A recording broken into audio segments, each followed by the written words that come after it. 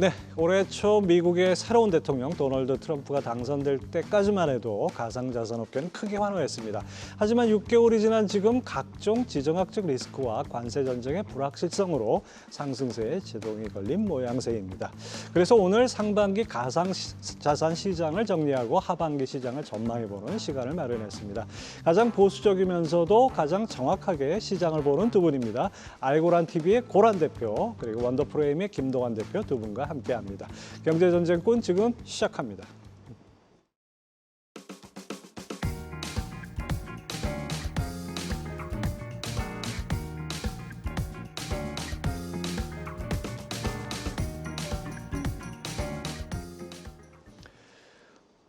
네, 오늘 코인 얘기할 텐데요. 두 분 어서 오십시오. 네, 안녕하세요. 네, 안녕하세요. 두 분 다 아주 코인 시장에서는 유명하신 분들로 제가 알고 있습니다. 네. 자, 두 분 한 말씀 주신 것부터 아주 색다릅니다. 먼저 네. 고란 대표님, 과거와 같은 알트 시즌은 없다. 비트만 넘버, 알트는 매매. 네.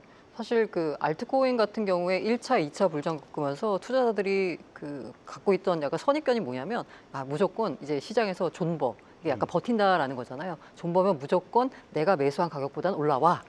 라는 믿음이 방송에서 있었거든요. 막 써도 되는 겁니다. 아, 네, 이게 버틴다는가. 예, 예. 네. 그런데 지금 3차 불장이라고 지금 부를 수 있을지 모르겠지만 비트코인 기준으로 보자면 3차 불장이잖아요. 그런데 이 과정에서 알트코인은 더 이상 전 고점을 회복을 못하고 있는 상황입니다. 그렇기 때문에 과거처럼 무조건 버틴다고 해서 내 원금을 회복할까에 대해서 심각하게 의문을 제시하셔야 될 것 같고요. 그리고 알트코인은 철저히 매매 관점에서 접근해야 된다. 싸게 사서 적당히 비쌀 때 파는 투자 관점이고요. 이른바 이제 버티는 전략은 비트코인에만 유효하다라고 말씀드리고 싶습니다. 예, 상당히 아주 도전적으로 말씀해 주셨습니다. 김동완 대표님, 네. 가상자산은 거들뿐 트럼프식 경제 뉴노멀이 시작됐다. 네. 어떤 의미입니까? 일단 뭐 가상자산, 저희도 지금 가상자산 얘기하려고 나온 거고, 가상자산 가격이 최근에 좀 많이 올라서 주목을 많이 받고 있는데, 사실 이제 왜 올랐냐를 놓고 봤을 때는 트럼프와 미국의 정책이 상당히 많은 영향을 미치고 있고, 그리고 특히 이제 트럼프가 하는 어떤 트럼프노믹스의 정체가 뭐냐라는 부분에 대해서 이제 좀 윤곽이 드러나고 있는 것 같아요. 그래서 그것이 많은 사람들이 우려했던 것처럼 아메리카 온리에 가까운 그런 정책이었다. 아메리카를 뭐 그레이터 게인 하는 것보다 뿐만 아니라 넘어서 아메리카 온리. 그렇죠. 그리고 최근에 이제 스테이블 코인 정책이라던가 이런 부분에서 많이 녹아 나오고 있어요. 그래서 가상자산을 잘 투자하는 것도 중요하지만 일단 이제 이렇게 파도가 일 때는 어디서 시작이 되는지를 좀 봐야 되니까 예. 트럼프가 어떤 생각을 하고 있는지를 좀 주목하는 게 좋을 것 같다라는 생각에서 그렇게 뽑았습니다. 그렇습니다. 이 가상자산 시장도 정말 트럼프 중심으로 돌아간다. 뭐 트럼프가 하나의 항성이고 나머지 사람들이 다 행성이 아닌가 싶을 정도로 그렇게 되는 것 같습니다. 자, 이 코인 시장 불장을 말할 때 이번에는 과거와 이것이 다르다 얘기를 하는데요. 이번 불장이 과거와 다른 것 딱 한 단어로 정리하자면 바로 트럼프 효과가 아닐까 싶은데요. 고란 대표님 어떻습니까? 사실 그간 이제 여러 크립토 시장에서 그 프로젝트를 리드하고 있는 그 CEO들이 대표들이 많이 느꼈던 게 뭐냐면 규제 불명확성입니다. 그래서 이제 바이든 정부 때 대표적으로 SEC의 전 위원장인 게리 겐슬리 위원장 같은 경우는 여러 가지 규제를 이유로 해가지고 소송을 굉장히 많이 걸었어요. 예. SEC가 제기한 소송 가운데 절반 이상이 가상자산 프로젝트들 대상으로 한 소송이었거든요. 그 소송이 막 진행되고 있고 거기서 뭐 일부는 합의를 보기도 하고 아니면 소송이 진행되는 와중에 트럼프 정부가 들어서면서 그때 내걸었던 공약 중에 하나가 뭐냐면 재밌는 게 데이 원, 내 취임 첫날 겐슬러 자르겠다 이거였거든요. 예, 예. 사실 겐슬러 위원장 같은 경우에는 이게 임기가 보장되어 있기 때문에 본인이 그냥 계속 버티자고 하면 버틸 수 있습니다. 그런데 그 전에 트럼프 취임 전에 이미 본인 스스로 이제 사임을 했고요. 예. 그리고 이제 4월인가 5월쯤에 이제 새로 신임 위원장이 왔었고요. 그러면서 트럼프 대통령이 정리한 게 뭐냐면 규제에 관련된 불명확성을 다 정리를 해주고 오히려 크립토 산업을 더 육성하는 쪽으로 아예 방향을 바꾼 거예요. 그렇다 보니까 크립토 시장 전반에 훈풍이 불기 시작했고요. 뭐 이따가 다룰 얘기는 하지만 다만 이 훈풍이 모든 이제 알트코인까지는 넘어가는 게 아니라 이게 이제 기관 중심으로 돈이 들어가면서 비트코인 쪽으로만 시장에 자금이 몰리고 가격이 오르는 그런 현상이 벌어지고 있고요. 무엇보다 트럼프 효과라고 볼 수 있는 점은 규제의 명확성을 확립해줬다. 그걸 넘어서서 코인 시장을 오히려 독려하고 있다라고 보시면 될 것 같습니다. 그래서 코인 시장에서는 트럼프 취임을 상당히 반겼고 많은 기대가 있었는데 정작 6개월 지난 지금 와서는 약간 좀 소강 국면인 것 같아요. 이거 왜 그렇습니까? 일단은 엄청 이제 기대감이 컸던 게 뭐냐면 비트코인 준비금을 만들겠다라는 예. 얘기를 했었거든요. 그러니까 비트코인 준비금이 뭔고 하니 비트코인을 처음에는 이제 국가의 어떤 이 전략 자산으로 대우하겠다. 근데 미국에서 전략 자산으로 대우하는 것들의 목록을 보면 금이나 뭐 석유나 예. 이런 것들이에요. 그래서 전략 자산 대우를 한다고 하면 미국이 전략적으로 상당량의 비트코인을 보유할 건가 보다. 라는 기대감이 불거지면서 사실 이 트럼프 당선 확정과 동시에 비트코인이 6만 달러대에서 거의 이제 10만 달러까지 그렇죠. 쭉 수직으로 오르지 않았습니까? 근데 이제 올해 초에 11만 달러대까지 올라왔었는데 생각한 것만큼 비트코인을 살 것 같은 분위기가 아닌데? 예. 라는 생각이 예. 드니까 이제 좀 실망 매물이 나오면서 비트코인 가격이 좀 내려갔었고요. 그리고 4월 달에 다들 아시다시피 관세 국면이 있지 않았습니까? 관세 국면에서 또 비트코인이 약간 그 금과 비슷한 그런 어떤 움직임을 보이면서 그리고 이제 그 비트코인 현물 ETF의 지금 대장주인 IBIT를 서비스하고 있는 블랙록 같은 경우는 예. 블랙록 CEO 자체가 공개석상에 나올 때마다 그 얘기를 하고 있어요. 비트코인 사실 디지털 금이다. 너희들은 잘 모르지만 그래서 이제 약간 세뇌하듯이 그렇게 하는 그런 분위기거든요. 그래서 지금 보면 그러니까 연초에 기대했던 것만큼 비트코인 가격이 잘 가고 있지는 않지만 이후에 그러니까 미국이 세금을 털어서 비트코인을 직접 사진 않지만 비트코인의 가격이 올라갈 수밖에 없는 여러 가지 정책적인 어떤 수단들을 내놓고 있기 때문에 사실 이제 연초 가격과 비슷한 수준까지 지금 올라온 상황이고 월가의 기업들 같은 경우는 이제 하반기 전망을 좀 높게 가져가고 있는 그런 상황이라고 보시면 될 것 같습니다. 과거 같으면 이렇게 기대가 있어가지고 확 올랐다가 네. 뭐 기대가 좀 시들해지면은 상당히 큰 폭으로 빠지고 그랬잖아요. 이번에는 그렇죠. 그 변동폭이 그렇게 크지는 않았던 것 같아요. 왜냐하면은 지금 계속 매수가 만들어지고 있어요. 고란 대표님도 말씀하셨지만 원래 코인은 하던 사람들만 했었거든요. 예. 근데 트럼프 당선 이후에 나타났던 변화는 일단 베이비 부머들이 많이 이제 그 자금들을 넣기 시작했고 기관 투자자들도 많이 들어오기 시작했고 최근에 나타나고 있는 또 현상은 기업들이 직접 사기 시작했어요. 그래서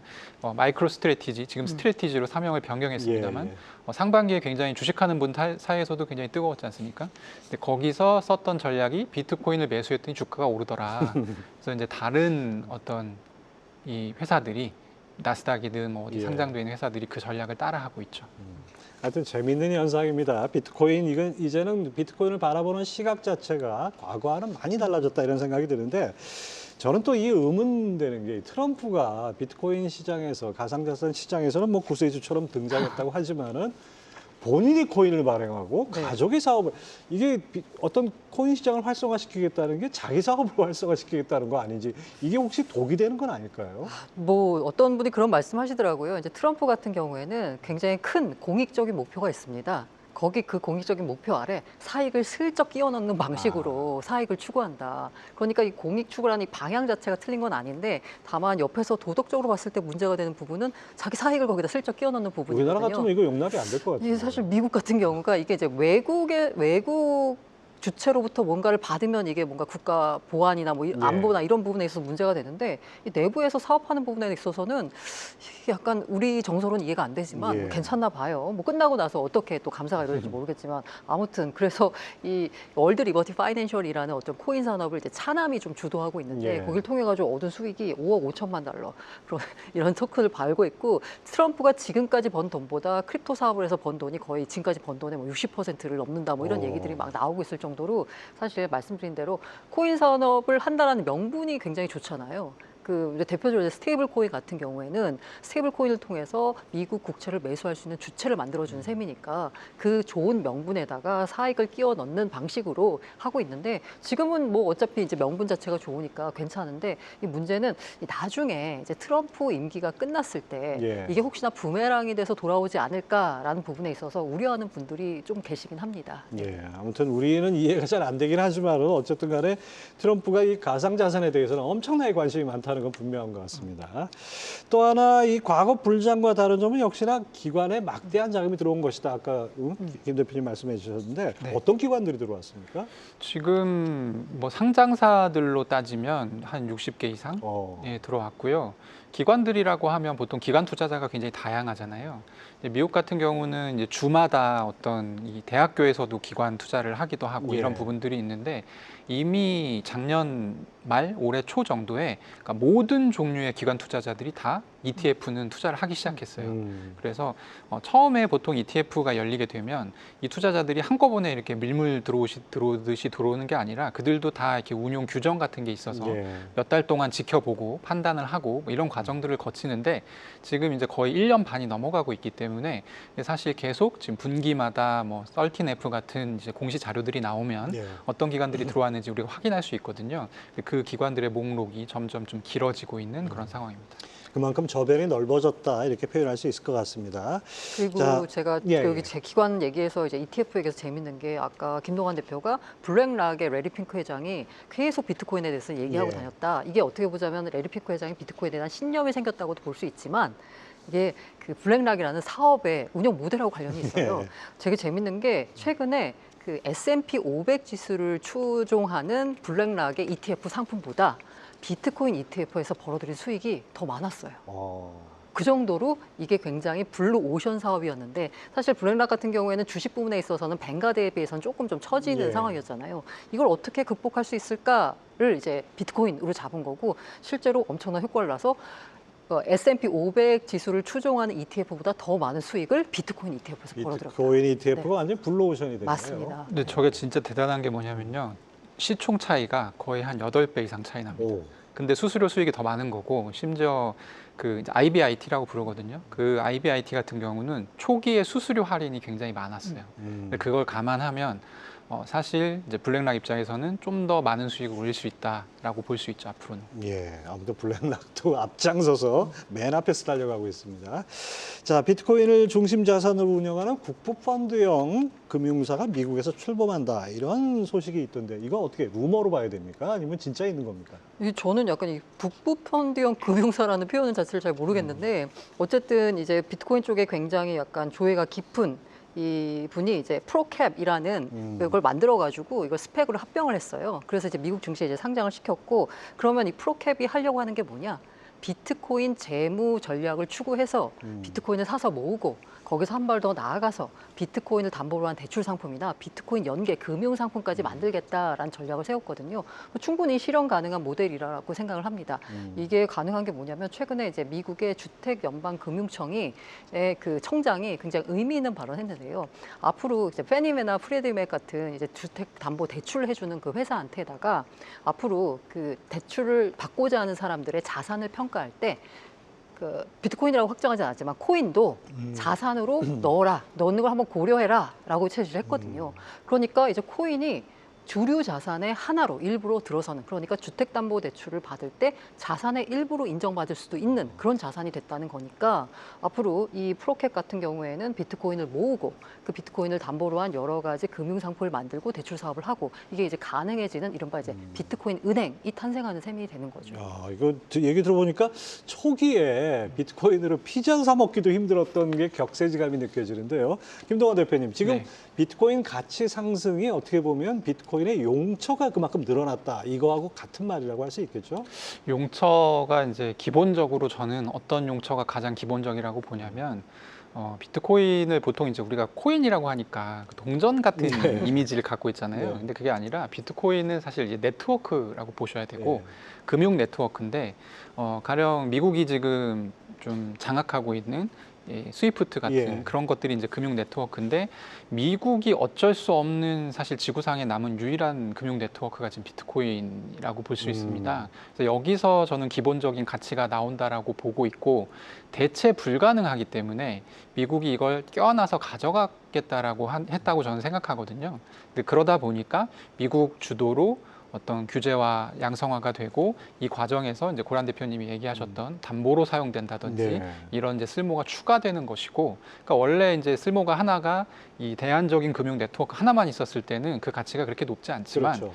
이게 여러 가지 일을 할 수 있게끔 담보도 되고 뭐도 되고 뭐 한다고 하면 뭐 한간에서는 국부펀드 얘기 나오니까 예. 또 나왔던 얘기가 미국이 국채를 비트코인을 받고 팔 수 있다. 이런 얘기도 사실은 가설이 있었거든요.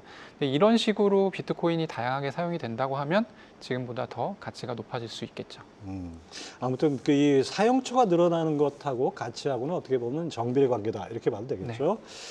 자, 고란 대표님, 이 얘기는 꼭 고란 대표님께 여쭤봐야 될 것 같은데 비트코인이 이렇게 상승을 하다 보니까 지금 현재 비트코인 시총이 2배가 되었다고요? 지금 얼마입니까? 지금 한 2조 달러 좀 안 되나? 그 정도 되죠. 전체 1.8조? 시총이 3조 달러가 좀 넘고요. 크립토 전체가. 전체. 네네.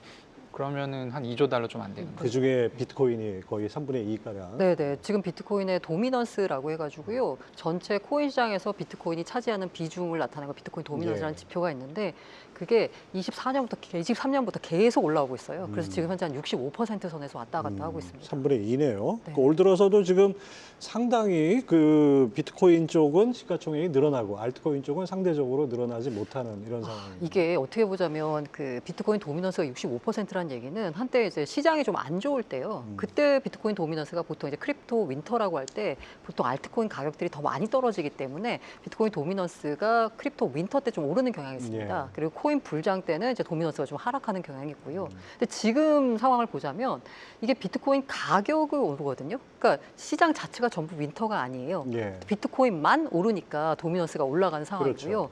또 재밌는 게 뭐냐면 이게 아까 제가 비트코인 도미넌스라고 했을 때 그럼 그 나머지는 뭐냐? 이른바 이제 알트코인이거든요. 알트코인에는 뭐 이더리움, 뭐 리플, 뭐 굉장히 여러 가지가 많잖아요.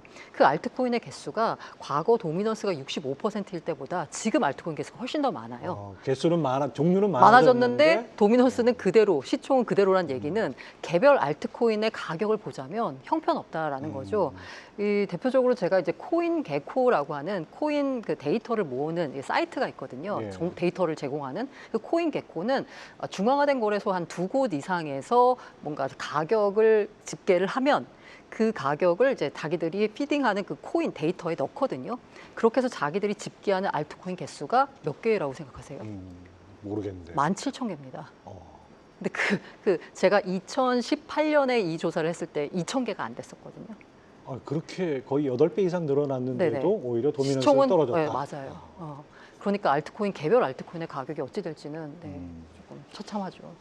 김도환 대표님, 그 알트코인이 상대적으로 저조한 게 어떻게 보면 이제 크립토 시장의 화두가 주된 테마가 스테이블 코인으로 넘어갔다 이렇게 볼 수 있는데 그거하고 영향이 좀 있습니까? 스테이블 코인을 사실 투자 목적으로 사시는 분은 거의 없기 때문에 알트코인 가격이 지금 이렇게 되는 것과 스테이블 코인과는 그렇게 큰 영향성이 있지는 네. 않은데 다만 이런 부분이죠. 그러니까 과거에는 고란 대표님 말씀하셨다시피 옛날에는 알트코인이라고 해봐야 그래도 몇천 개가 있었지만 그렇게 많지가 않았어요. 예. 그러니까 이게 머리 좋은 사람이 작정하고 외우면 다 외울 수 있을 정도. 근데 예. 지금은 사실 밈코인 나오는 것까지 뭐 합치면 1억 개가 넘습니다. 1억 개가 넘어요. 네, 코인이. 네. 그러면 그 중에서 이제 또 가는 친구들이 있겠죠. 근데 안 보이는 거예요. 내 눈에. 내 눈에. 예전에는 제가 뭐 한 2,000개 정도로 봤는데 뭐 2,000개 안에 올라가는 게 없는데 물론 있겠죠. 어디선가 올라가고 있겠지만 내 눈에 안 보이는 거예요. 그러니까 그만큼 알트코인들이 안 오른다라고 체감하기가 쉬우실 거고 또 하나의 문제는 뭐냐면 과거에 이제 알트코인 사셨던 분들이 이 코인은 약간 이 백화점에서 파는 물건이랑 비슷해서 예. 신상이 인기가 많아요. 나온 지 그랬었죠. 얼마 안 된 예. 코인들이. 근데 과거에 이제 사셨던 분들은 벌써 몇 년 지났잖아요. 이 코인들은 LG간에서는 잘 안 오릅니다. 그러다 보니까 다른 애들은 다 잘 간다고 하는데 왜 내가 산 건 안 가? 약간 이런 생각들 하시는 거죠. 그래서 이제 다들 체감하시기로 알트코인 가격이 안 오르는 것 같다라고 하시지만 사실 최근에 이제 좀 뭔가 트렌디한 내러티브도 잘 짜여 있고 뭔가 설계가 잘 된 코인들은 또 잘 올라가고 있습니다. 그래서 말씀드리자면 예전에 이제 알트 시즌이다라고 하고 코인 불장이다라고 했으면 대부분의 알트코인이 다 오릅니다. 예. 네. 그러니까 내가 투자한 것도 오르고 내가 보고 있던 것들도 다 올라요. 근데 지금은 그냥 몇몇 알트코인만 오릅니다. 아까 제가 코인 개코라는 사이트가 한 17,000개 된다라고 했잖아요. 그거 말고 이제 코인 마켓캡이라는 그 사이트가 있어요. 여기는 이제 데이터 집계 방식이 약간 달라서 여기가 집계하는 알트코인 숫자는 1,300만 개. 그럼 그 가운데서 오르는 게 내가 투자한 알트코인일 확률이 굉장히 낮아지는 거잖아요. 그러다 보니까 상상이 잘 안 되는데요. 네, 1,300만 개라고. 네네네. 그 민코인 아까 찍어내면 뭐 1억 개가 넘는다는 말씀 드렸잖아요. 그나마 코인 마켓캡이라는 사이트가 집계하는 수준의 코인이 1,300만 거예요. 이러다 보니까 내가 투자한 알트코인은 안 오르는 지금 뭐 알트 불장이라는 표현을 아까도 쓰셨는데 코인 불장 맞아? 라는 생각을 할 수밖에 없는 거죠. 그리고 대부분 국내 투자자들이 투자한 알트코인의 경우 아까 되게 오래된 코인이라고 김동환 예. 대표가 말씀하셨잖아요. 그 코인을 내가 의지를 갖고 나는 이거를 뭔가 같이 투자하겠어라고 들고 계신 분들은 저는 거의 없다고 보여요. 대부분은 다 물리신 분들이거든요. 그런데 1차, 2차를 겪고 보니까 아, 내가 물린 가격 버티면 오르더라. 라고 해가지고 지금까지 계속 버티고 계신 분들이 더 많은 거거든요. 그런데 막상 가격은 안 오른 상황이 오니까 지금 현재 사실 코인 투자자분들 같은 경우에는 상대적 박탈감은 오히려 더 크다라는 생각이 코인 듭니다. 시장의 어떤 그 트렌드라고 표현해야 되나요? 네네네. 어떤 성격이 바뀌었다 이렇게 표현해도 될까요? 성격이 그렇죠. 성격이 바뀌었다는 게 이전에는 예를 들어서 이제 그 알트 시즌이 오는 경로가 있습니다. 그 경로가 뭐냐? 일단 비트코인이 올라요. 그러면 이제 비트코인을 충분히 먹은 사람들이 아, 뭐 먹을까? 보면 그 다음에 이제 이더리움을 삽니다. 비트를 그렇죠. 팔고서 그럼 이더리움을 산 다음에 이더리움 또 먹어요. 그러면 이제 라지캡이라고 시가총액이 좀 큰 알트코인을 삽니다. 거기서도 충분히 먹으면 그 다음에 이제 알트 시즌에서 그야말로 온갖 잡코인이 다 오르는 시즌이 왔는데 지금 이번 3차 불장의 특징은 뭐냐면 비트코인 기준으로 보자면 불장이 맞는데 이더리움만 해도 오르지 않았어요. 이유가 뭐냐면 이 비트코인을 사서 가격을 올린 사람들이 옛날에 코인 하던 사람들이 아닌 거예요. 아, 김동환 대표가 말한 대로 ETF 자금이 오거나 아니면 기업들이 비트코인을 그냥 사는데 보유해서 가만히 있는 네, 사람들. 그 사람들은 이거 팔고 알트코인 안 사요. 그냥 비트코인만 사는 사람들이거든요. 그러다 보니까 이 돈이 흘러와야지 가격이 오르는데 비트코인에서 벌써 이더리움으로 흐름이 넘어가지 않다 보니까 알트 시즌이 안 오는 이런 알트가 안 오르는 상황이 지금 펼쳐지고 있다라고 생각이 됩니다. 예, 그렇습니다. 아무튼 뭔가 시장에 뭔가 큰 흐름이 바뀌었다 이런 느낌이 듭니다. 뭐 얘기 나온 김에 스테이블 코인 요즘 정말 뉴스에서 많이 듣게 되는데요. 미국을 시작으로 우리 정부까지도 관심이 있는 이런 분야인데 김동환 대표님, 스테이블 코인이 뭔지 사실 시청자 여러분들 막연하신 분들도 있을 것 같은데 좀 설명을 해 주시죠. 예, 이게 굉장히 중요한 얘기이기 때문에 잘 들으셔야 됩니다. 스테이블 코인은 이 코인 앞에 스테이블이라고 하는 안정적인이라는 단어가 붙어 있잖아요. 스테이블. 네. 그래서 특정 법정 화폐 가치하고 연동되도록 설계가 된 코인을 스테이블 코인이라고 부릅니다. 그래서 보통 달러화 스테이블 코인, 얘는 1달러에 그러니까 한 개 코인 한 개에 1달러를 가치를 쫓아가도록 설계가 돼 있어요. 기존 코인하고 완전히 다른 거네요. 그렇죠. 이제 비트코인, 이더리움은 변동성이 굉장히 이제 심한 것으로 유명한데 스테이블 코인은 한 개가 1달러니까 이거 그냥 달러 쫓아가는 달러랑 거네. 똑같은 거네요. 그렇죠. 이제 그런 컨셉으로 만든 코인을 스테이블 코인이라고 부릅니다. 어디다 씁니까 이거? 요게 이제 그 처음에는 기원이 뭐냐면 이 코인 투자자들이 코인을 사고 팔아야 되는데 원래는 이제 법정 통화로 사고 팔아야 되잖아요. 근데 이게 제일 좀 이 가격을 표시하기가 쉬운 것이 달러인데 달러는 외환이기 때문에 각국에서 외환 규제가 굉장히 그렇죠. 굉장히 강합니다. 그래서 이거를 어디 밖에 있는 암호화폐 거래소로 옮길 수가 없어요. 그래서 여기에서 이제 문제점을 좀 착안한 이제 중국 투자자들이 좀 쓰기 쉽게끔 만들어진 게 사실 처음에 이제 스테이블 코인의 시초고요. 그러니까 이제 아주 좀 나쁘게 얘기한다면 태초부터 이 규제를 회피하기 위해서 만들어진 물건이라고 재산 보시면 돼요. 도피라든지 그렇죠. 뭐 네. 음성적인 외환 거래라든지. 네, 그래서 이제 사용량이 급증했고요. 2017년 이후에.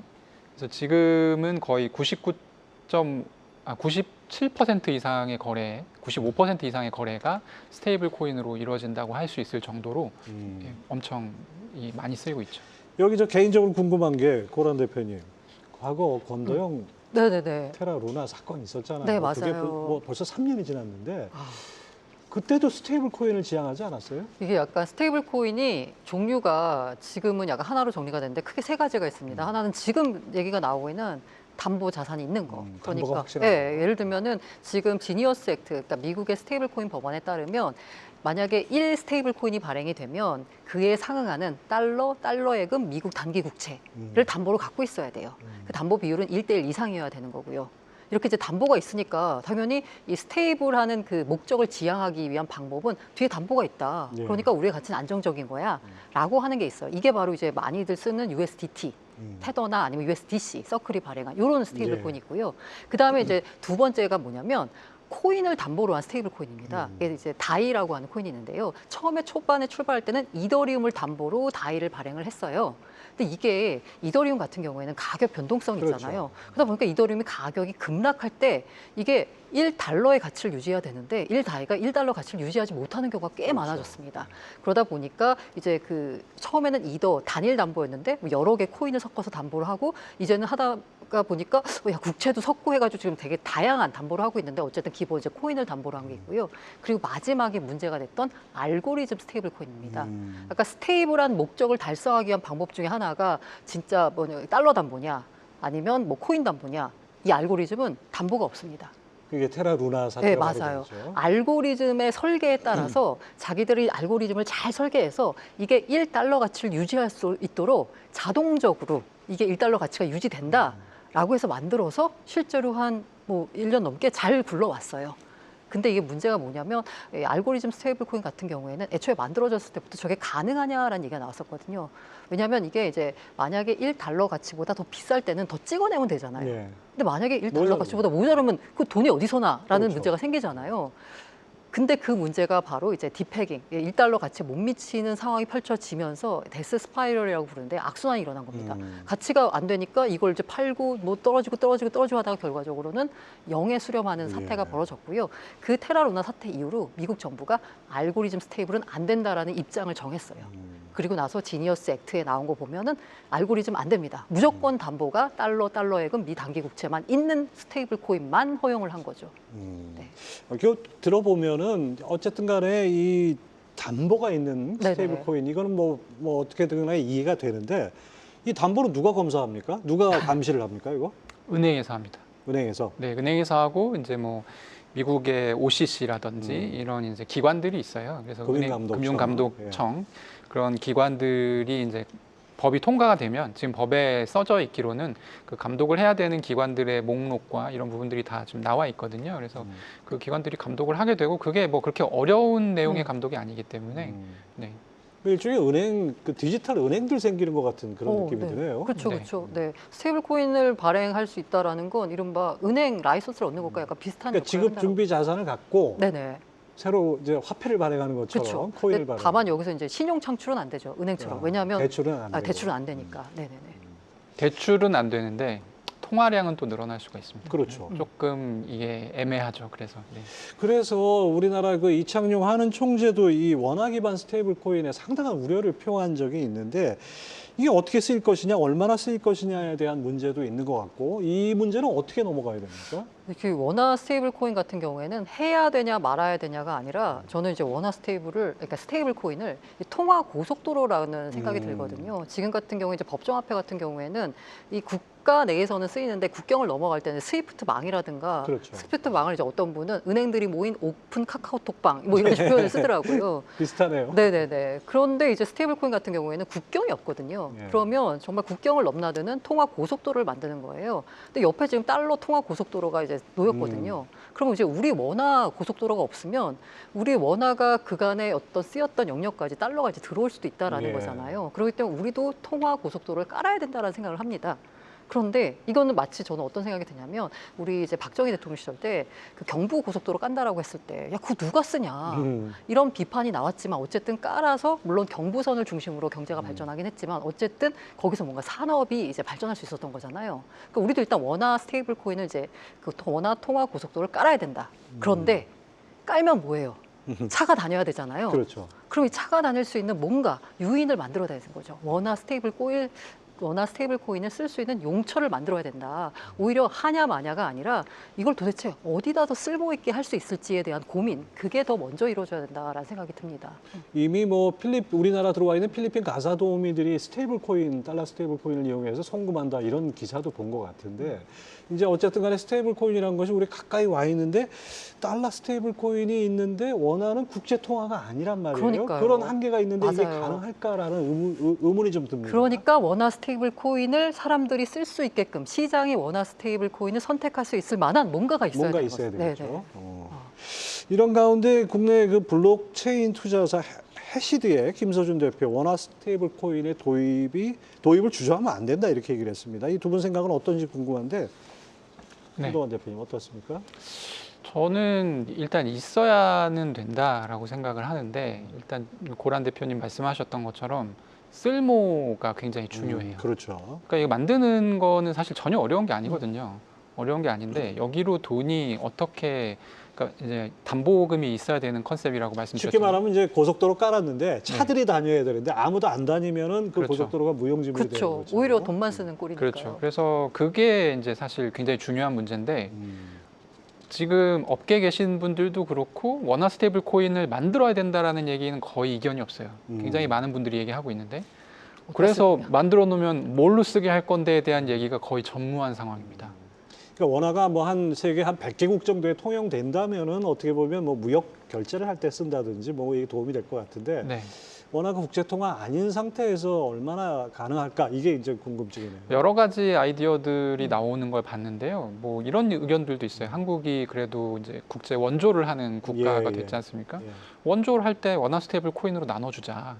이런 얘기들. 그러니까 이런 거는 사실 이제 중국이 최근에 위안화 스테이블 코인 예. 얘기를 했어요. 그러니까 중국은 되게 재미있는 나라인 게 CBDC라고 해서 예. 중앙은행 디지털 화폐가 이미 있어요. 그렇죠. 이미 있는데 지금 갑자기 스테이블 코인 얘기를 꺼냈단 말이에요.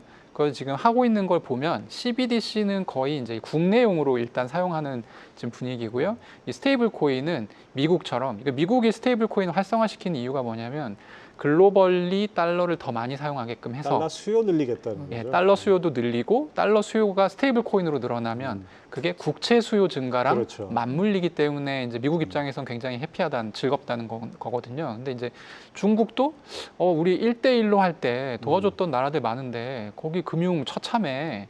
이러면 우리가 또 스테이블 코인 해서 그 나라에서 마치 그 나라 통화처럼 사용하게끔 하면 위안화도 쓸모가 많아지지 않겠어라는 지금 구상을 하고 있는 것으로 보이고 그러니까 그런 측면이 있기 때문에 사실 통화 주권을 뭐 우리가 좀 지켜야 된다 이런 얘기가 나오는 측면이라서 저는 해야 된다라고 봅니다. 근데 지금 나오고 있는 논의들 중에 어떻게 하면 쓸모를 만들 거냐 이 얘기가 그게 아주 숙제네요. 네 없어요. 근데 어쨌든 간에 주식시장에서 좀 발빠른 아. 분들은 이미 원화 스테이블 코인 누가 하느냐 이거 해가지고 관련주 엄청 뛰었지 맞아요, 않습니까? 맞아요. 어떤 쪽이 수혜를 볼 수 있어요? 실제로 수혜를 보기까지 그리고 약간 스테이블 코인 산업이 테더 같은 경우가 이제 예. 그 점유율이 한 65% 될 정도로 스테이블 코인 시장의 대부분을 차지하고 있거든요. 테더가 지난해 벌인 수익이 137억 달러. 네, 모건 스탠리나 시티그룹보다도 더 많이 벌었어요. 아, 완전히 근데 판도가 네, 바뀌어요. 맞아요. 테더에 근데 직원이 100명 쪽 넘는다고 들었거든요. 그럼 1인당 생산성을 따지면 진짜 어마어마한 거거든요. 아, 물론 서클은 이제 2등 사업자긴 하지만 여기는 1억 5천만 달러 조금 덜 벌긴 했습니다. 많은. 어쨌든 이렇게 돈을 잘 버는 사업이거든요. 근데 이 돈을 잘 번다는 얘기는 이 테더가 그럼 그 수익을 어디서 낳느냐? 그거는 그 테더를 발행할 때 약간의 수수료 거기에다 미국 국채 수익률 거기를 이제 곱하기 하면 되는 거거든요. 그러면 발행량이 많아야지 수익이 많거든요. 그렇죠. 그러면 이 원화 스테이블 코인을 이제 사업자들이 돈을 벌려면 발행량이 많아야 돼요. 근데 다시 돌아와서 발행량이 많으려면 용처가 있어야 되는데 지금 용처가 딱히 없거든요. 그럼 과연 성공할 수 있을까 부분에 있어서 의문인데 지금 주식시장에서는 그래서 어디가 해가지고 어디가 실제로 돈을 벌 수 있을까를 따지는 국면은 아닌 것 같습니다. 누가 하느냐가 먼저 네, 중요해요. 맞아요. 지금은 그냥 내러티브로 움직이기 때문에 누가 하느냐인데 이렇게 됐을 때 저는 스테이블 코인 같은 경우에도 통화 플랫폼이라고 보거든요. 이제 플랫폼 같은 경우가 제일 중요한 게 이 플랫폼을 어떻게 다시면 유통망인 거잖아요. 그렇죠. 그러다 보니까 어디가 유력하냐라고 물어보시면 저는 이렇게 유통망을 장악한 결국 것들이 뭐 제일 네이버 카카오 아니겠습니까? 유력하지 않을까라고 생각이 듭니다. 하지만 여기가 그래서 돈을 얼마에 벌 거야를 보자면 그거는 또 다른 문제. 그건 다른 문제다라는 생각이 듭니다.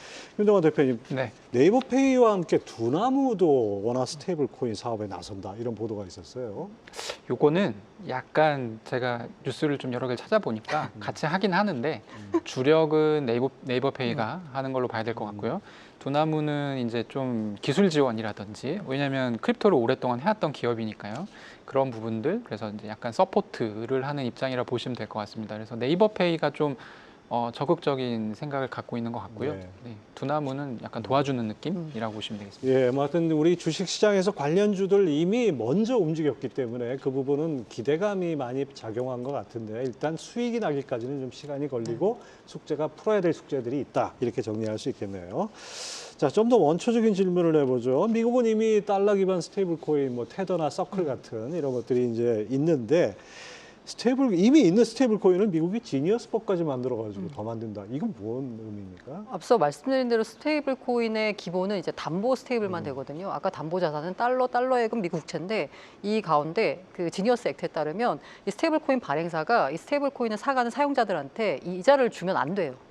네, 이자를 주면 안 됩니다. 그러면 도대체 왜 쓰니? 라고 하면은 아마 이자는 아닌 뭔가 다른 형태로 뭔가 이렇게 보상을 해주겠죠. 어쨌든 이자는 안 주는데 담보 자산을 갖고 있어요. 그러면 아마 이 스테이블 코인 발행사들은 달러를 그냥 들고 있는 게 아니라 미국 단기 국채를 살 겁니다. 왜냐면 이자가 나오니까. 그렇죠. 그래서 테더가 이제 돈을 이렇게 많이 버는 거고요. 이렇게 되면 스테이블 코인의 발행량이 1조다.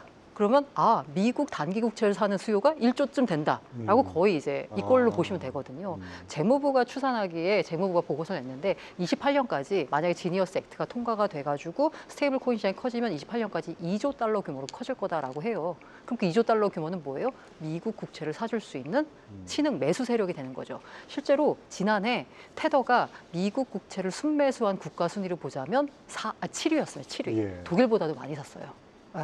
그리고 지금까지 누적으로 매수한 양을 보자면 우리나라보다도 많습니다. 네. 그러니까 이제 완전히 뭐 어떤 금융의 판도가 바뀐다 뭐 이런 느낌도 약간 들기도 합니다. 앞서 그 김동완 대표님 말씀하신 것처럼 스테이블 코인, 달러 스테이블 코인으로 미국이 득을 보는 것이 달러 수요 늘리고 네. 국채 수요 늘리고 그렇죠. 꼭 먹고 알 먹는 거네요. 그리고 이제 약간 그런 의미도 있죠. 왜냐하면 테더 같은 경우는 지금 아까 설명 잘 해주셨지만 작년에 137억 달러를 벌었잖아요. 네. 이게 국채 이자도 있고 그리고 수수료도 있는데 그것만 있는 게 아니라 이 친구들은 금이랑 비트코인 투자를 또 따로 해요.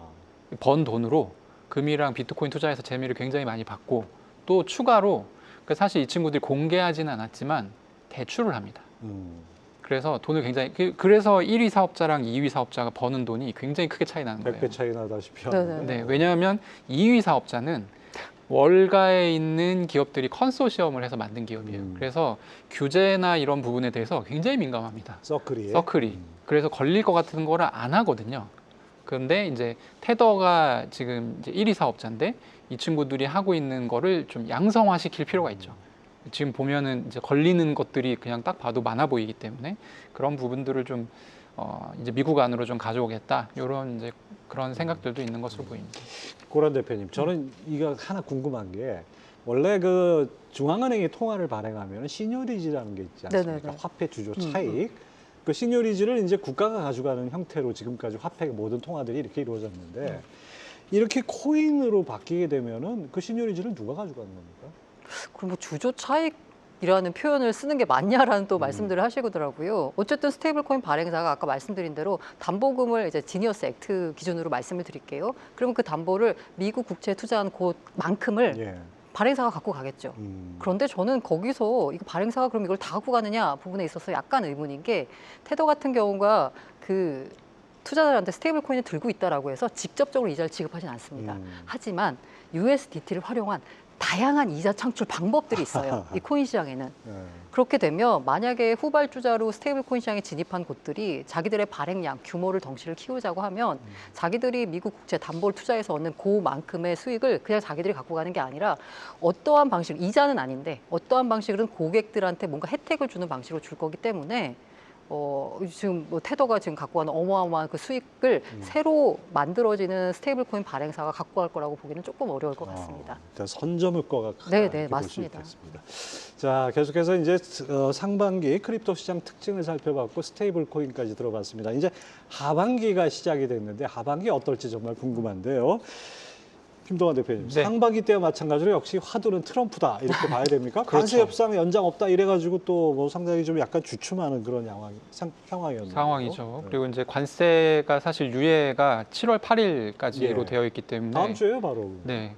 그리고 이제 몇몇 나라들에 대해서는 그 유예를 안 해줄 거라는 얘기를 명확하게 했거든요. 그래서 원래 한 200개국 정도가 되는데 미국이 거기서 한 절반 정도는 너희는 그냥 10%만 내라 이렇게 얘기를 한 상황이고 그 4월 2일에 그 관세 협상을 하면서 상호 관세를 따로 지정했던 게 57곳이었어요. EU를 하나의 나라로 친다면 예. 57곳이었는데 여기는 이제 특별히 미국한테서 돈을 많이 벌어가는 나라 해서 이제 상호 관세 엄청 많이 매겼는데 요게 이제 다음 주 초에 좀 집중이 돼 있어서 다음 주 초에 좀 그 부분에 있어서 변동성이 있을 수 있을 것 같고요. 또 하반기에는 부채 한도 협상을 지금 진행을 해야 되지 않습니까? 예. 부채 한도 협상 자체는 그렇게 이견이 없어서 지금 양당 사이에 진행이 잘 될 것 같은데 요게 끝나고 나면 미국이 이제 지금 비어 있는 곳간 TGA라고 하는 계좌에 잔고를 채워야 됩니다. 그 과정에서 이제 국채를 보통 한 몇 달에 걸쳐서 판매를 하고 그래서 시중 유동성이 좀 빨려 들어가게 되는 그런 예. 이게 이슈가 있고요. 이게 사실 이제 주식 투자자들도 같이 지금 주식 방송에서도 많이 얘기 같이 하고 예. 있는 부분이에요. 그래서 유동성 관련해서 올해 하반기에는 좀 이슈가 있긴 하지만 어쨌든 스테이블 코인 법안을 지금 8월 전에 끝낼 생각이거든요. 그러면 얼추 뭐 빠르면 올해 말 늦어도 내년 초 정도 되면 스테이블 코인 발행자 누가 할 건지 이제 윤곽이 나오기 시작할 거고 거기서 들어오는 유동성들이 그러니까 사실 스테이블 코인이 지금은 어디에 제일 많이 쓰이냐면 아까도 제가 말씀드렸지만 코인 살 때 제일 많이 쓰여요. 예. 그래서 이걸 많이 발행한다는 거는 코인 한정 금리 인하, 코인 한정 양적 완화 약간 이런 효과가 있습니다. 코인은 또 그렇게 굴러가는군요. 네네. 그래서 그런 부분들이 있지 않을까 하는 생각을 하고 있습니다. 예. 고란 대표님, 그 미국 연준의 움직임이 상당히 중요한데 올 하반기에 뭐 금리 못 내리겠다. 트럼프 그렇게 압력을 넣는데도 지금 관세 협상 때문에 못 내리겠다 뭐 이런 판이에요. 네네. 이게 유동성에 좀 약간 어떻게 좀 영향이 있지 않을까요? 그러게요. 지금 시장이 기대하고 있는 건 그래도 연내 2번인데 만약에 여기서 더 후퇴한다라고 하면 당연히 유동성 측면에서 이거는 코인뿐만이 아니라 모든 자산 시장에 이제 영향을 미치는 것 같고요. 그리고 이제 사람들이 그 코인 투자하는 사람들이 야 비트코인 앞으로 더 오를 거야라고 예상하는 일종의 약간 믿음을 주는 지표가 하나 있습니다. 그게 글로벌 M2라고 해서 글로벌 예, 유동성 지표인데 이게 23년부터 기막히게 일치하고 있어요. 그러니까 10주 뒤로 만약에 유동성 지표를 그러니까 비트코인 지금 현재 가격이 있잖아요. 그거를 이제 10주를 이렇게 유동성하고 맞추면 거의 비트코인이 비슷하게 움직이는 경향이 됩니다. 그러다 보니까 이게 따라가게 되면 10주 뒤에는 지금 글로벌 유동성이 사상 최고치를 찍었거든요. 비트코인도 계속 오르는 거네 라고 믿고 있는데 놀랍게도 그게 지금 맞아떨어지고 있거든요. 그래서 아마 하반기 그 유동성 어쨌든 지금 시장 그 가격 측면에 있어서 제일 중요한 건 유동성이기 때문에 이게 지금 우리가 연준 생각하면 이제 미국 쪽 유동성이잖아요. 근데 이제 비트코인은 글로벌 유동성에 따라 움직이는데 최근 들어서 중국 쪽이 돈을 무섭게 풀고 있습니다. 그러니까 그쪽에서 풀리는 유동성 글로벌리 따지면 돈이 계속 많이 풀리기 때문에 코인 가격도 오르지 않겠느냐라고도 기대하고 있는데요. 어쨌든 미국이 제일 중요하죠. 만약에 연준의 기준금리 인하 기대감이 후퇴한다라고 하면 당연히 코인을 비롯한 모든 자산 가격에 영향을 미칠 거라고 봅니다. 예, 그렇습니다. 지금 뭐 중요한 얘기 해주셨는데 저는 사실 가상자산이 이럴 때 뭐 앞으로 뭐 장래는 밝다 이렇게 생각할 수도 있지만은 확 오르거나 떨어지지 않고 지지부진할 때 뭔가 빔이 나온다 그럴까요? 네, 이런 얘기 많이 하잖아요. 최근 시장 동향 어떻게 보십니까? 최근 시장은 사실 며칠 전까지만 해도 약간 떨어지는 분위기였거든요. 예. 10만 5천 달러까지 떨어지면서 추가로 뭐 10만 달러 깨지 않을까 이런 얘기도 나왔었고요. 다시 또 회복했어요. 다시 굉장히 거세게 또 회복이 됐죠. 11만 달러까지 회복이 됐는데 사실 지금 보면은 조금 미국 시장도 제가 볼 때는 좀 이상합니다. 주식 시장이 예. 지금 관세 이슈가 있었잖아요. 그리고 관세 이슈가 있으니까 일단 기업들은 수출 잘 안 되고 무역이 잘 안 되는 약간 그런 상황에 돈을 다 같이 못 벌어야 정답인데 지금 나스닥이랑 S&P 같은 경우는 정고점 돌파를 했단 말이에요. 예. 그러니까 이제 관세를 했는데 그래서 이제 트럼프가 더 의기양양해졌죠. 이거 봐라, 내가 하니까 되잖아. 약간 이렇게 됐고 그런 측면에서 봤을 때 지금은 확실히 좀 유동성 장세다라는 부분을 잊지 않을 이제 부정할 수 없을 것 같고 이런 때 사실은 이해할 수 없는 상승이 나오기도 합니다. 아니 주식은 실적이라는 게 있지 않습니까? 네. 그러니까 뭔가 경제 펀더멘털하고 같이 가는 실적이라는 게 있는데 코인은 그런 게 없지 않습니까? 오로지 유동성이 좌우하는 건가요? 코인은 이제 다만 근데 포모라고 해서 내가 지금 못 사면 더 오르면 어떡하지? 이거를 좀 사람들이 더 많이 노출이 되는 것 같고요. 그러다 보니까 최근에 이제 하루 이틀 사이에서도 보면 11만 달러를 돌파하는 그 과정도 약간 좀 제가 보기에는 왜 지금 오르지? 약간 이런 느낌이었어요. 왜냐하면 어제 고용 지표가 굉장히 좋게 나왔잖아요. 실업률이 모든 월가 기간이 4.3 거의 대부분 4.3% 예상했는데 4.1이 나왔단 말이에요. 그럼 고용이 굉장히 좋은 거기 때문에 금리나 기대감이 원래 3번이었다가 2번으로 줄었습니다. 그렇죠. 그러면은 유동성에 기대고 있는 코인 가격은 떨어져야 맞거든요. 떨어져야 맞아요. 근데 어제 11만 달러 거꾸로 넘어갔잖아요. 갔어요. 네. 네. 그런 부분들이 조금 요즘에 변동성이 있기 때문에 약간 투자에 유의하시는 게 좋을 것 같습니다. 예, 지금 김동완 대표님 포모 얘기해 주셨는데 나만 소외되면 어떡하나 뭐 이런 것들이 상당히 어떻게 보면 시장의 심리에서 중요하게 영향을 미치는 부분이 아닌가 싶은데요. 근데 요즘 개인들이 예전보다는 좀 신중해진 것 같아요.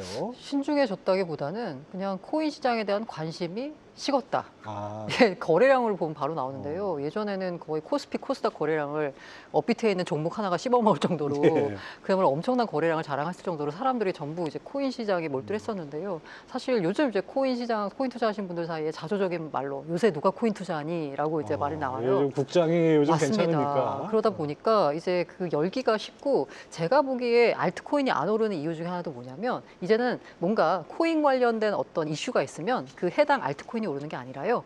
그 코인 시장 이슈와 관련된 주식이 오릅니다. 대표적으로 스테이블 코인. 그렇죠. 보통 이제 스테이블 코인 관련된 뭔가 이슈가 이렇게 나왔으면 뭔가 관련된 알트코인들이 막 움직여야 되거든요. 그런데 해당 그런 관련된 알트코인보다 카카오페이니 뭐니 이런 것만 올랐어요. 맞아요. 오히려 주식이 더 많이 움직여요. 그래서 관심이 없다라는 표현이 더 맞을 것 같습니다. 하여튼 그럼에도 불구하고 이런 질문은 피할 수 없을 것 같습니다. 지금 비트코인이 1억 우리 돈으로 1억하고도 한 4천만 원, 5천만 원 그 사이에서 움직이고 있는데요. 이게 여러 가지 전망들이 나오는데 허심탄회하게 네. 상승 초입이라고 봐야 됩니까? 아니면 오를 만큼 오르는 겁니까? 이렇게 말씀 주시면 항상 되묻는데 투자 기간을 얼마로 보고 계시나요? 그렇죠? 짧으면 어떻고 길면 어떻습니까? 짧으면 지금 초입이라기보다는 뭐 중간쯤 왔다라고 볼 수 있고요. 왜냐하면 아까 김동완 대표가 말한 대로 트럼프 당선이 이후 6만 달러에서 지금 11만 달러 예. 근처까지 온 거니까 중간쯤 왔다라고 볼 수 있고 만약에 길게 뭐 10년 본다라고 하면 캐시오드였나요? 100만 달러 뭐 얘기하고 있잖아요. 그런 식으로 지금 초입인 거죠. 하여튼 길게 보면은 뭐 비트코인을 신봉하는 스트래티지 같은 경우 마이클 세일러 그다음에 로버트 기요사키 부자 아빠 유명한 이 사람들도 하반기 뭐 하여튼 100만 달러 언제가 될지 모르지만 이런 전망 내놓고 있어요. 하반기에 간다면은 어느 정도 전망을 하십니까? 지금 월가에서 뭐 스탠다드 차타드 같은 쪽이 좀 적극적으로 이 가격 레포트를 계속 내거든요. 예. 최근 자료 보면 이제 올해 말까지 해서 20만 달러 정도 예상을 하고 있고요. 그러면 지금보다 한 2배 정도 오른다라고 보고 있는 것이고 그 정도를 바라보는 리서치들이 가장 많은 것 같습니다. 20만 달러 정도. 언제? 올해 하반기. 올 하반기. 올해 말 기준으로. 올해 말. 그러면 지금 현재 11만 달러에서 20만 달러면 거의 2배가 2배. 네. 그러면 지금 사야 되는 거 아닙니까? 그렇죠. 근데 사야 되는데 이때 이제 그 투자하시는 분들의 마인드가 뭐냐면 야, 그러면 알트코인은 더 오르는 거 아니야? 라고 생각들 하시죠.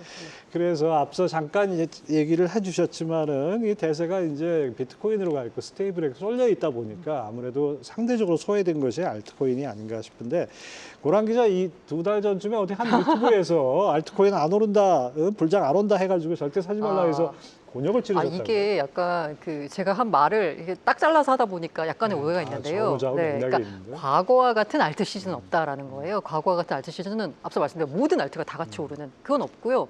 아니 지금도 오르는 알트코인이 있습니다. 옥석 구분이 네, 맞아요. 근데 옥석 구분이 지금 안 되거든요.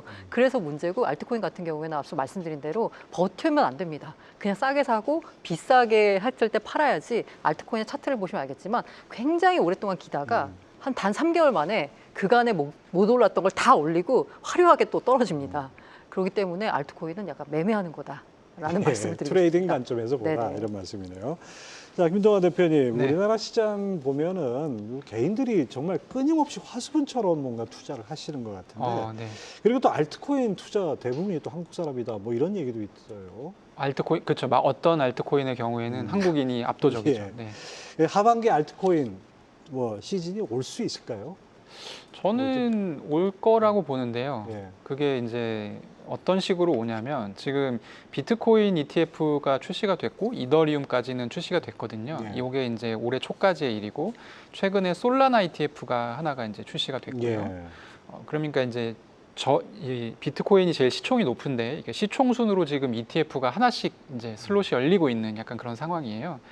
근데 솔라나 ETF나 아니면 그 밑에 있는 ETF들 같은 경우에는 과거의 ETF는 처음에 상장됐을 때 기존에 있었던 신탁 전환 물량이 쏟아져 나오는 예. 바람에 좀 떨어지고 나서 시작을 했어요. 음. 근데 솔라나 ETF 같은 경우는 그 이전에 있었던 신탁 전환 물량이 굉장히 없거나 적거든요. 그래서 이 친구들부터는 바로바로 올라갈 수 있을 것이다라는 얘기가 지금 나오고 있고, 그리고 이제 월가 투자자들, 기관 투자자들 입장에서도 보면 아까도 말씀드렸지만 비트코인 연말에 20만 달러 간다.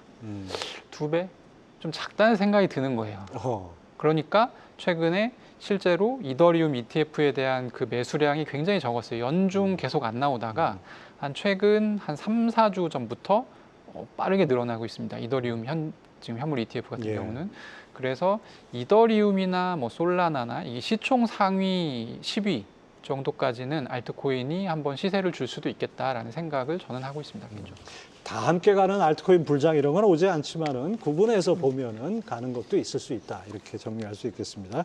자, 이게 공부하다 보니까 벌써 마칠 시간이 됐는데 이 질문은 안 드릴 수가 없습니다. 두 분은 뭐 시장 관찰자이자 참여자로서 여러 가지 보시는 것들이 있을 텐데 가상자산 투자할 때 이것만은 기억해라. 짧게 한 말씀 부탁드리겠습니다. 내 돈 갖고 투자해라. 내 돈 갖고 투자해. 네네네. 돈 빌리지 말고. 네네. 왜냐하면 내 돈 갖고 안 하면요 불안해서 팔거든요. 밤에 잠을 못 자죠. 네, 맞아요. 네. 김동관 대표님은 어떤 조언 주시겠어요? 저는 얼마를 벌 건지를 미리 정해라. 목표 수익률을 정해놓고. 네, 목표 수익률이든 수익금이든. 그러면 이제 그 뒤부터 무슨 코인을 사야 되고 어떤 매매 전략을 써야 되는지를 선택할 수가 있거든요. 근데 한국도 그렇고 외국도 그렇고 많은 투자자들이 이게 없으니까 그냥 좀 막연하게 매매를 그렇죠. 하는 경우가 많고 그러다 보니까 많이 물리는 것 같아요. 벌면 더 벌 것 같고 더 벌 것 같고 뭐 이런 게 항상 사람 심리 아니겠습니까? 그렇죠. 오늘 두 분과 함께 가상자산 얘기 정말 자세한 얘기 많이 나눠봤습니다. 오늘 수고하셨습니다. 네, 감사합니다. 감사합니다. 네, 대한민국의 가상자산 계좌 수가 2,500만 개를 넘었다고 합니다. 자산으로 보유하는 액수도 날로 커지고 있고 더 이상 젊은 세대만의 전유물도 아닙니다. 40, 50대가 가상자산으로 보유하는 액수만 50조 원에 육박한다. 이런 얘기까지 있으니까요. 격세지감이 따로 없습니다. 정말 비트코인 한 개가 강남 아파트 값이 된다면 이런 이야기를 들을지 모르겠습니다. 아빠는 그때 비트코인 안 사고 뭐 했어? 라고요. 언제 어디까지 오를지는 아무도 모르지만 가상자산이 금융의 메커니즘과 자본시장의 판도를 확실히 바꾸는 것, 이것만은 거스를 수 없는 팩트인 것 같습니다. 경제전쟁 꿈 마치겠습니다. 다음 주에도 금요일 오후 6시에 찾아뵙습니다. 시청해주신 여러분 감사합니다.